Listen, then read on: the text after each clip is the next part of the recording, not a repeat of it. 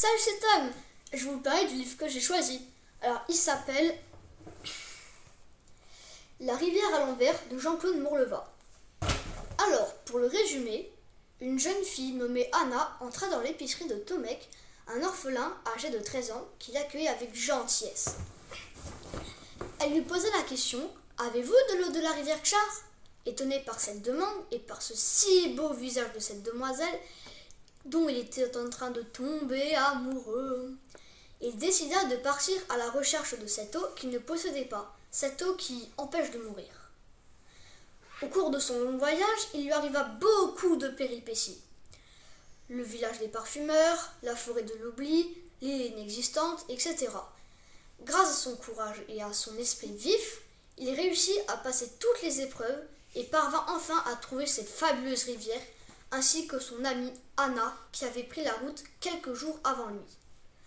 À partir de ce jour-là, il savait que tous les êtres vivants qui en buvaient devenaient immortels. Alors, pourquoi j'ai aimé ce livre? Vous voulez le savoir? Ok. J'ai trouvé que ce conte à la fois d'aventure et fantastique a été très facile à lire. J'aurais pu être ce garçon touchant qui va apprendre de ses épreuves au fil du temps et qui m'a fait ressentir ses émotions. Les paysages sont féeriques et l'histoire nous plonge dans un monde irréel pour nous faire rêver. Cependant, pour pouvoir dire que j'ai adoré ce livre, j'aurais préféré qu'il y ait plus d'action, de suspense. Et s'il fallait citer un passage coup de cœur, j'en ai pas.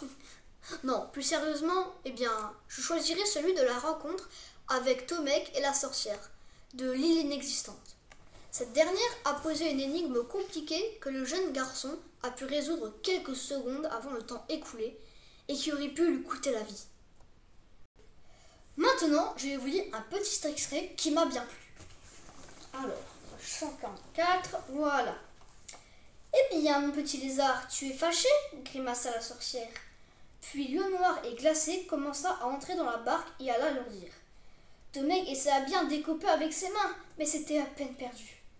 48, petit lézard, 48 et demi. Tomek sut alors que c'était enfin fini, qu'il allait être englouti comme les autres, qu'il fallait l'accepter. Il n'appellerait pas au secours. Il ne supplierait pas cette affreuse créature. Il fermerait juste les yeux pour ne plus la voir, pour le faire disparaître. Disparaître! Il sauta si violemment qu'il faillit tomber tout entier dans l'eau. Il sut aussitôt qu'il avait trouvé, que la réponse venait de lui être donnée. C'était cela, bien sûr. Il suffisait de fermer les paupières, les deux paupières, les sœurs paupières, aussi fragiles que les ailes du papillon. Le monde entier disparaîtrait. L'eau arrivait à sa poitrine quand il hurla de toute la force qui lui restait. Les paupières, les paupières! Voilà. À la prochaine pour une nouvelle critique. Bye!